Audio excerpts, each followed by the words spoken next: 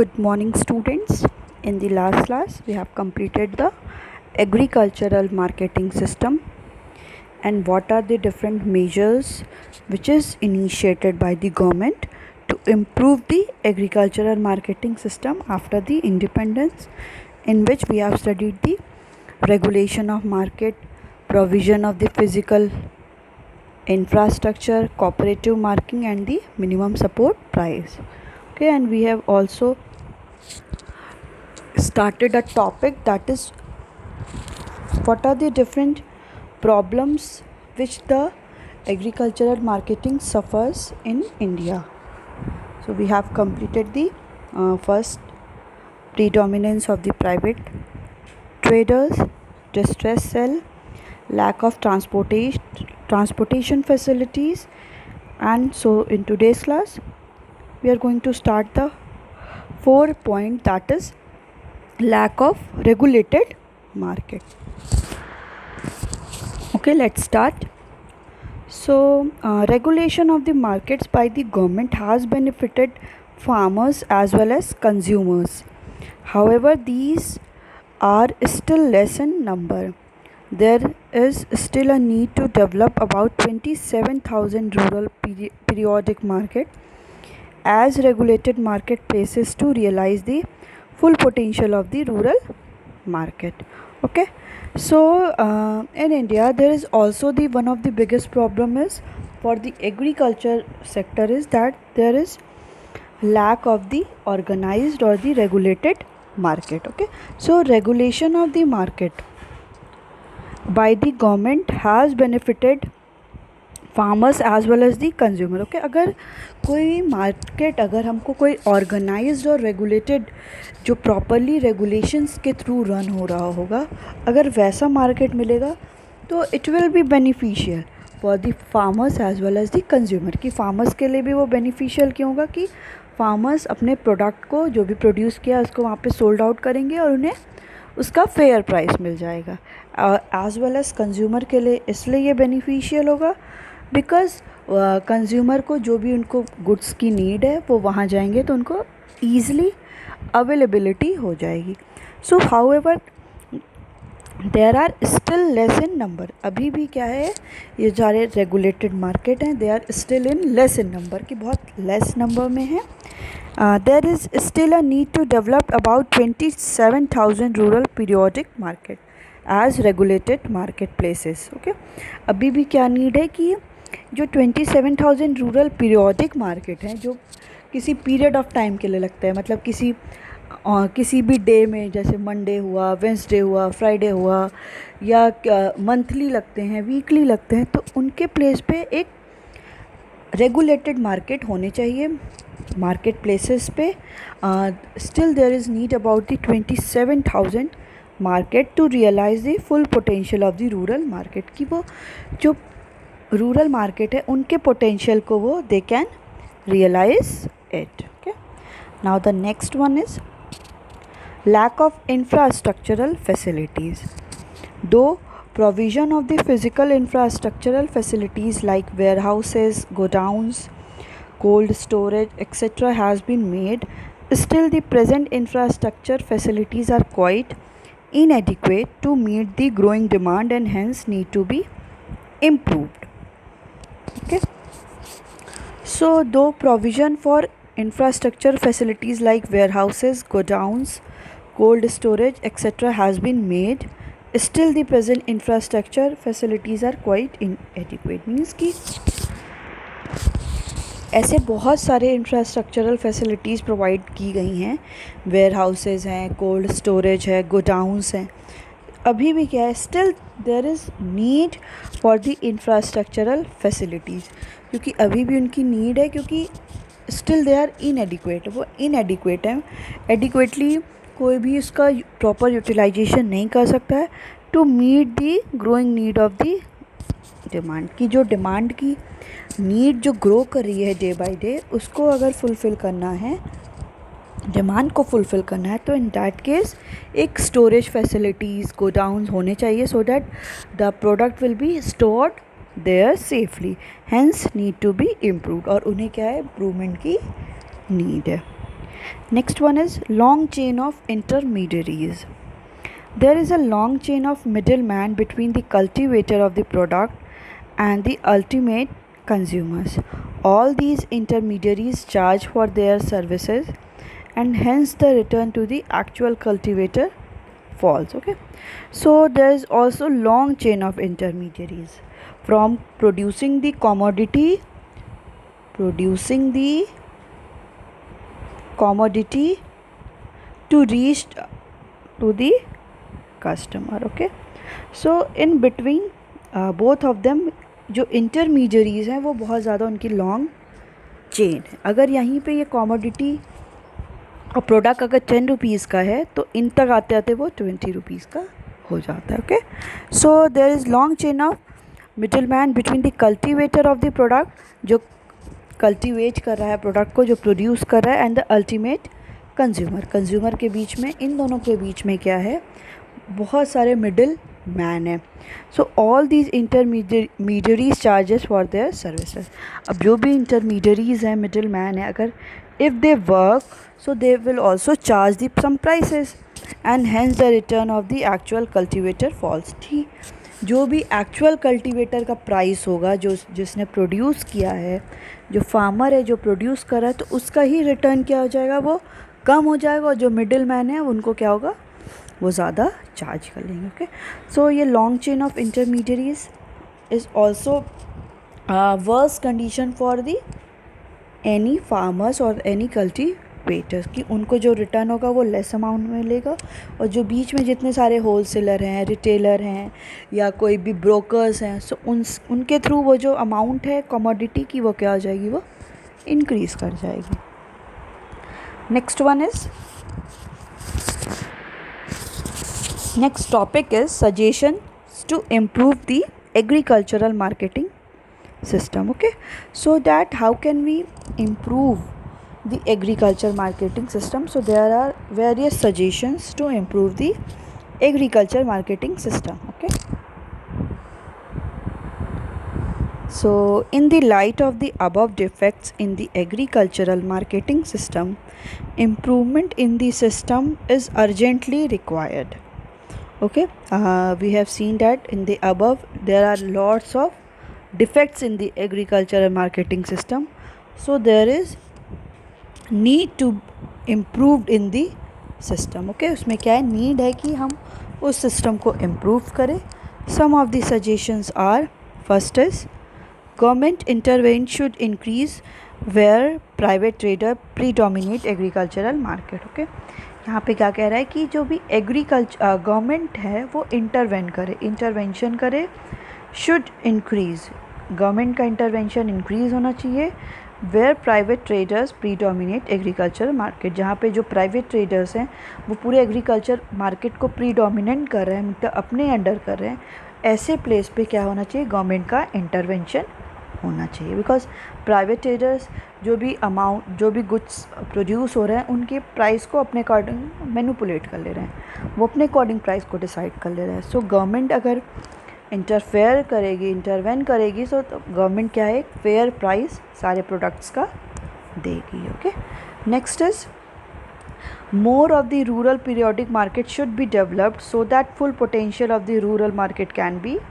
realized. Okay, ज़्यादा से ज़्यादा पीरियोडिक मार्केट ओपन करने का एक सजेशन है, to be developed so that full potential of the rural market can be realise, कि जो भी रूरल मार्केट का पोटेंशियल है, फुल पोटेंशियल उसका यूटिलाइज हो सके. ओके, ऐसे क्या है कि everybody don't have any kind of opportunity to open their market so that they can sold out their product. So ऐसे क्या होगी कि जब ज़्यादा से ज़्यादा पीरियोडिक मार्केट होंगी तो हर फार्मर्स के पास, हर कल्टीवेटर्स के पास, उनके पास ऑप्शन होगा और वो अपने गुड्स को क्या कर सकेंगे, सोल्ड आउट कर देंगे, एंड इन दैट कंडीशन वो अपने फुल पोटेंशियल को यूटिलाइज कर पाएंगे.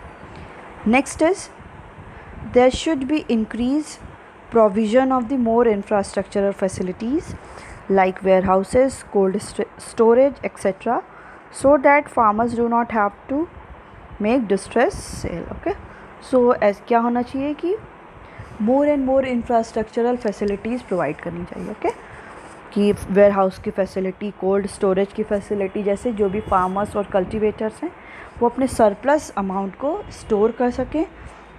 अदरवाइज़ फार्मर्स को क्या करना पड़ता है, एक डिस्ट्रेस सेल, मतलब लेस प्राइस में भी अपने कमोडिटी को सोल्ड आउट करना पड़ देता है, बिकॉज वो क्या है, पेरिशेबल हो गया। अगर पेरिशेबल गुड्स हैं तो वो क्या हो जाएंगे, वेस्ट हो जाएंगे। इसलिए अगर कोई वेयर हाउसिंग की फैसिलिटी होगी so that they can store their goods and they do not have force to sold their goods with the less prices. Okay, फिर वो क्या है, फोर्स नहीं होंगे कि वो अपने गुड्स को क्या है लेस अमाउंट में ही, लेस प्राइस में ही उसको वो सोल्ड आउट कर दें। Okay, next one is abolition of the intermediaries to be seriously undertaken from the long chain of middlemen so that return to the farmers do not fall too much. Okay, so जो भी intermediaries आ रहे हैं between the cultivators and the customer, तो जितने भी middleman आ रहे हैं इनका abolition होना चाहिए, इनका end होना चाहिए, as well as from the long chain of middleman so that return of the farmers do not fall too much. Okay, जो भी रिटर्न फार्मर को मिल रहा है वो बहुत ज़्यादा फॉल ना करे। ठीक है, इसलिए क्या होना चाहिए कि इंटरमीडियरीज जो हैं उनका एबोल्यूशन होना चाहिए। Next one is provision of standardization and grading of the product should be modernized in order to make them comparable and competitive. Okay, so provision किसका, स्टैंडर्डाइजेशन का and grading. Standardisation and grading of product means कि जो same type के product हैं उनको एक type grade कर लेना, मीन्स सिमिलर प्रोडक्ट्स को एक लिस्ट में कर लेना और उनके उसके अकॉर्डिंग उसके स्टैंडर्ड को मेजर करना। तो इससे क्या होगा कि हम एक प्रोडक्ट को दूसरे प्रोडक्ट के साथ क्या कर पाएंगे, कंपेयर कर पाएंगे और उनके बीच का कंपटीशन देख पाएंगे कि कौन से प्रोडक्ट को ज़्यादा उसकी डिमांड हो रही है। ठीक है, इसलिए इसको भी क्या होना चाहिए, ग्रेडिंग ऑफ प्रोडक्ट भी होना चाहिए so that we can easily compare and compete the products. Next one is dissemination of the market.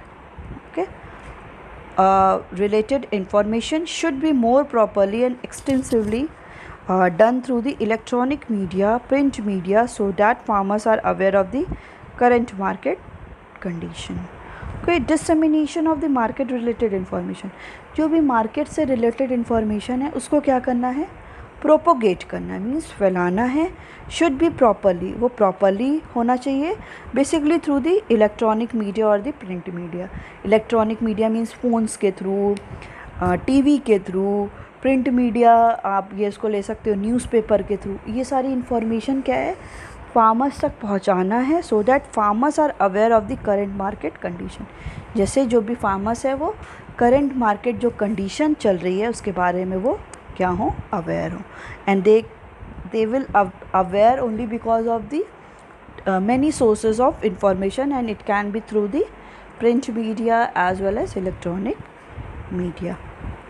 Next one is new cooperative marketing society should be established and the existing one should be improved. Okay, new cooperative marketing भी क्या करना है, societies को भी establish करना है, open करना है, means वही कि जिसमें different kind of farmers क्या हो, come together and they can also bring their product and then they can sold their product with the fair prices or the reasonable price. Okay, and existing one should be improved. जो भी existing cooperative marketing societies हैं उनको क्या करना है, improve करना है।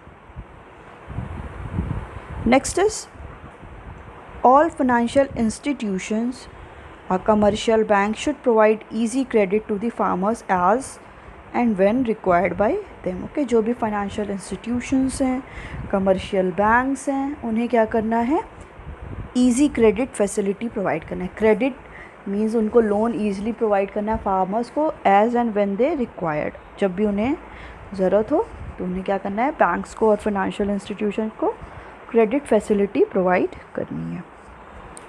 Agricultural marketing has come a long way with the intervention of the government to various forms. Some scholars argue that commercialization of agriculture offers tremendous scope for the farmers to earn higher income provided the government intervention restricted. Okay, so agriculture marketing has come a long way with the intervention of the government in the various form. Okay, जो भी agriculture marketing has come a long way, बहुत ज़्यादा long way से आ रही है जब intervention of the government का जब intervention हुआ. some scholars, कुछ scholars हैं जो अपने ओपिनियन देते हैं, उन्होंने बोला कि commercialisation of agriculture offers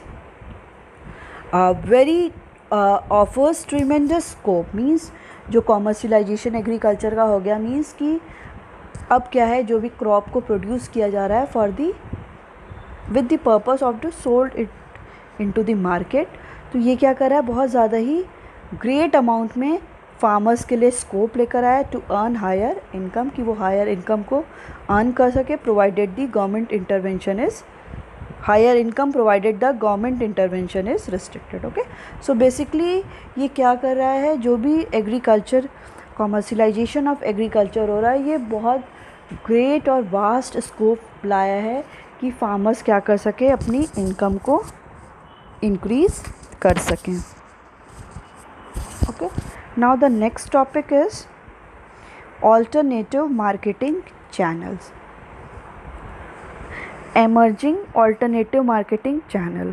Okay, it has been realized that if farmers directly sell their product to consumer, it increases their income. Okay, some example of these channel are, okay, ठीक है, ये realize किया गया कि अगर जो farmers हैं वो अपने प्रोडक्ट को डायरेक्टली क्या करें, कस्टमर को सोल्ड करें, ठीक, और उनके बीच में कोई भी इंटरमीडियरी नहीं आया, तो उससे क्या होगा कि किसी भी फार्मर की इनकम क्या होगी, वो इंक्रीज़ करेगी. बिकॉज ऐसे वो क्या करता है, डिफरेंट चैनल से होके जब जाता है तो उस चैनल में उसको अगर यहाँ पे 10 ही रुपीज़ मिल रहा है और कस्टमर तक जाते हो 20 रुपीज़, अगर वो डायरेक्टली क्या करेगा तो डायरेक्टली हो सकता है उसे 20 रुपीज़ मिले, तो 10 रुपीज़ का उसके लिए प्रॉफिट हुआ.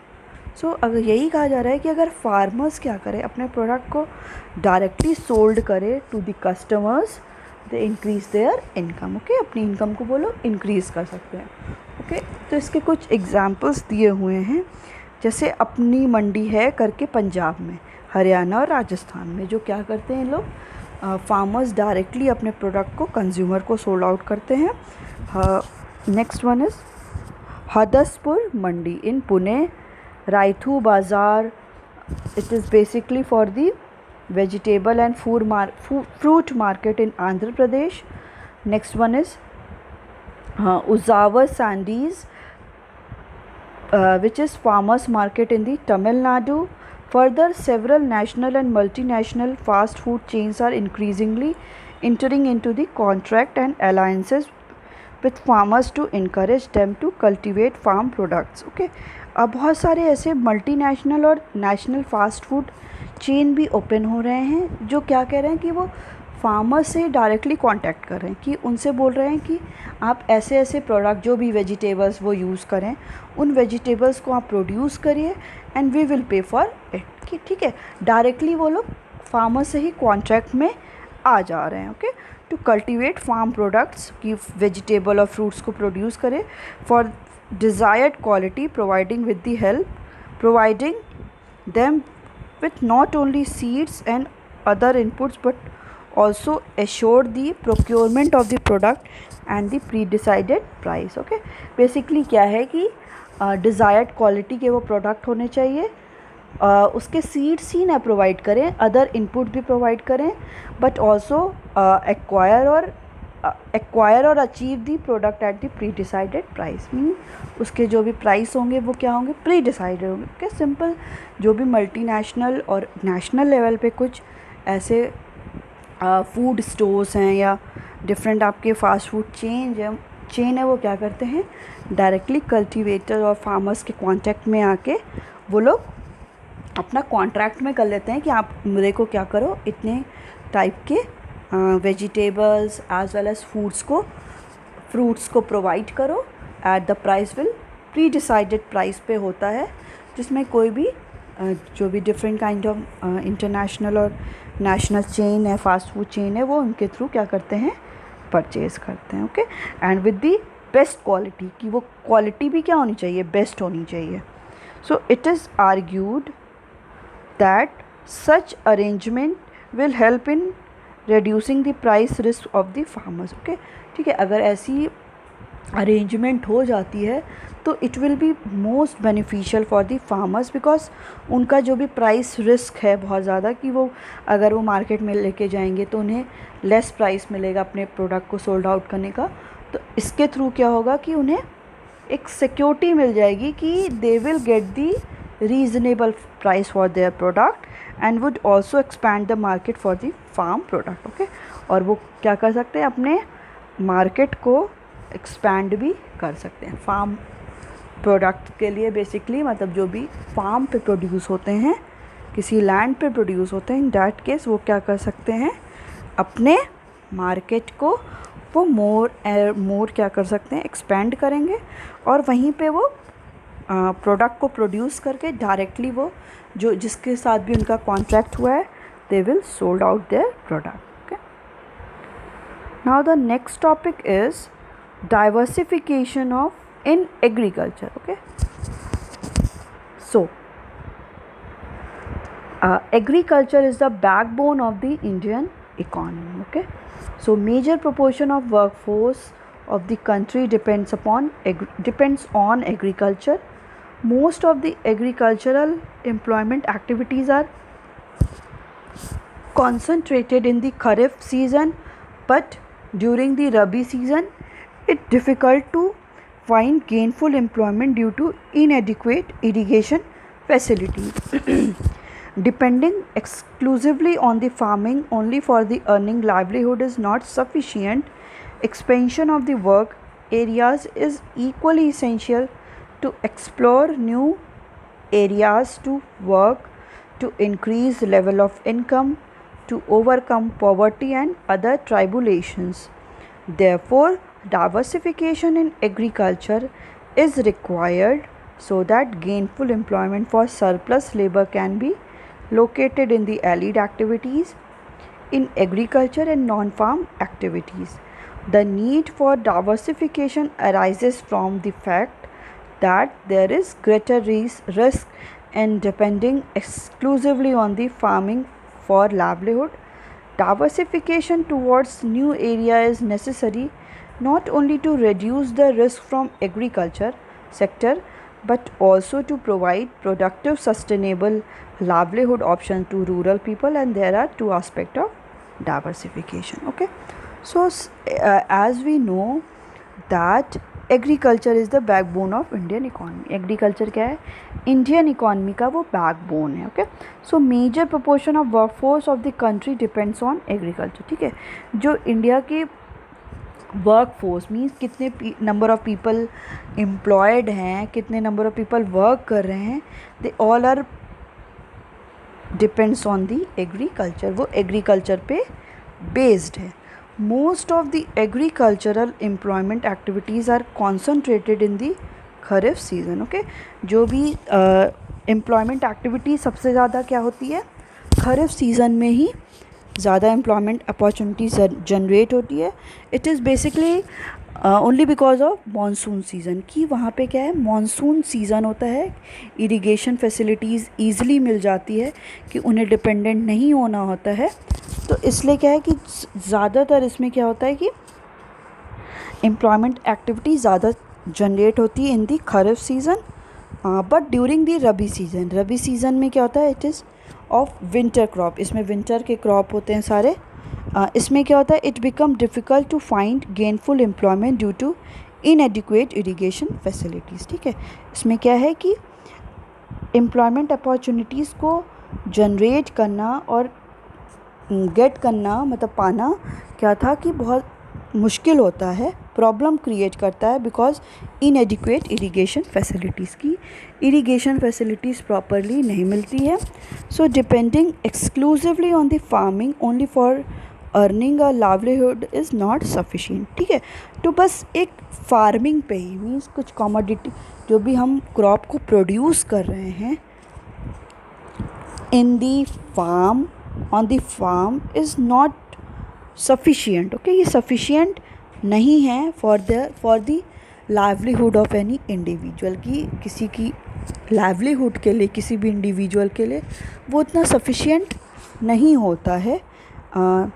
Expansion of areas is equally essential to explore new areas. ठीक है, अपने वर्क एरिया को भी एक्सपैंड करना वो भी क्या है, इसेंशियल है for the new areas to work to increase the level of income. कि वो एक फार्मिंग को छोड़ के किसी और एरिया में भी क्या कर सकते हैं, अपने वर्क को एक्सपैंड कर सकते हैं. जब अपने वो वर्क को एक्सपैंड करेंगे किसी और एरिया में फार्मिंग को छोड़ के, तो ये क्या होगा, इनकम भी उनकी जनरेट होगी. To overcome the poverty and other tribulations. Okay, so उसके थ्रू वो क्या होंगे, अपनी पॉवर्टी से भी ओवरकम करेंगे, एज वेल एज अदर जो भी प्रॉब्लम्स वो सफ़र करते हैं उससे भी वो क्या होंगे, ओवरकम करेंगे. So therefore diversification in agriculture is required so that gainful employment for surplus labor can be located in the allied activities in agriculture. Okay, so diversification in agriculture simply means कि agriculture से क्या होना है, diverse होना है. Means अब उसी पे डिपेंडेंट ना हो कि हमको अदर एरियाज़ में भी क्या करना है, कुछ ना कुछ वर्क करना है, so that we can also get the some more income. So diversification in agriculture is required so that gainful employment for the surplus labour. ठीक है, इससे क्या होगा कि जो गेनफुल एम्प्लॉयमेंट जनरेट होगी फॉर दी सरप्लस लेबर. जो labour surplus हैं, जो ऑफ सीज़न में जब कोई भी प्रोड्यूस नहीं कर सकते हैं क्रॉप, उस टाइम वो लोग क्या होते हैं, अनएम्प्लॉयड हो जाते हैं. तो उनके लिए क्या एक बेटर ऑप्शन हो सकता है कि जो भी सरप्लस लेबर अनएम्प्लॉयड रहते हैं वो किसी और एग्रीकल्चर को छोड़ के किसी और एरिया में वर्क करे. Can be located in the allied activities in agriculture. ठीक है, उससे रिलेटेड, एग्रीकल्चर से रिलेटेड जितनी भी एक्टिविटीज़ हैं वो उसमें क्या हो, इंगेज हो. And other non farm activity, और जितनी भी नॉन फार्म एक्टिविटीज़ है, मतलब फार्म को करने के अलावा भी जो एक्टिविटीज़ है, they can also engage and increase as well as earn their income for their surviving. So the need for the diversification arises from the fact that there is greater risk in depending exclusively on the farming for livelihood. तो ये diversification की बात कहाँ से आती है, कि क्यों ये बोला जा रहा है कि एग्रीकल्चर सेक्टर से डाइवर्स होके हमें कहीं और पे जाना है. It is only because that the greater risk is depending exclusively on the farming for livelihood. क्योंकि इसमें क्या है, बहुत ज़्यादा ग्रेटर रिस्क है कि बस हम क्या हो, एग्रीकल्चर सेक्टर पे ही बेस्ड हो. इससे क्या होगा, मे भी हो सकता है कि आप कुछ क्रॉप क्या करो, प्रोड्यूस कर रहे हो, आप अपने फार्म में लगाए हो, और कुछ ऐसे कुछ नेचुरल कैलमिटीज़ की वजह से या आर्टिफिशियल कैलमिटीज़ की वजह से, मैन मेड कैलमिटीज़, जो भी जितनी भी प्रॉब्लम्स है उसकी वजह से क्या हुआ, वो पूरा क्रॉप डिस्ट्रॉय हो गया. हो सकता है उसमें फायर लग गई, हो सकता है कि कोई उसमें कोई भी डिफरेंट काइंड ऑफ एनिमल्स आ जाते हैं तो भी पूरी क्रॉप डिस्ट्रॉय हो जाती है. तो इसकी वजह से क्या कहा जा रहा है कि एग्रीकल्चर से कुछ डाइवर्स होके भी हमें करना है फॉर लाइवलीहुड, कि हम बस उसी पे डिपेंडेंट ना रहें, एग्रीकल्चर पे डिपेंडेंट ना रहें फॉर दी लाइवलीहुड, की अभी जब इसमें प्रोड्यूस होगा so that we are able to survive for a longer period of time. नहीं, ऐसा कुछ नहीं है. इसलिए बोला जा रहा है कि एग्रीकल्चर सेक्टर से हमें क्या होना है, डाइवर्स होना है. हमें कुछ उसके साथ साथ, एग्रीकल्चर के साथ कुछ और एरियाज़ में भी काम करना है. वो सारे एरियाज़ क्या हैं अभी वो भी डिस्कस करेंगे. तो ये क्या है कि डाइवर्सिफिकेशन ऑफ एग्रीकल्चर का मीनिंग यही है कि हम लोग पूरे ही तरीके से ओवरऑल डिपेंडेंट हम लोग एग्रीकल्चर पे नहीं हो सकते हैं. Okay, now the diversification towards new areas is necessary, not only to reduce the risk from agriculture sector, but also to provide productive, sustainable livelihood options to rural people. Okay, so it says that diversification towards the new area की ओर diverse होना is necessary not only to reduce the risk from agriculture, कि जो भी risk है agriculture से पे उससे रिड्यूस करने के लिए ये नहीं सही है, but also provide productive sustainable livelihood option to the rural people. Rural people के लिए क्या है, लाइवलीहुड के लिए एक बेस्ट ऑप्शन भी प्रोवाइड किया जा रहा है। सस्टेनेबल लाइवलीहुड के लिए वो अपनी लाइवलीहुड को क्या है, बेटर ऑप्शन दे सकते हैं। इसके लिए भी ऑप्शन हम देख सकते हैं। Okay, so we will not dependent only upon the agriculture, we can do some other non-farm activities for our livelihood. Okay, so it's all about your today's class. We will continue further in the next class.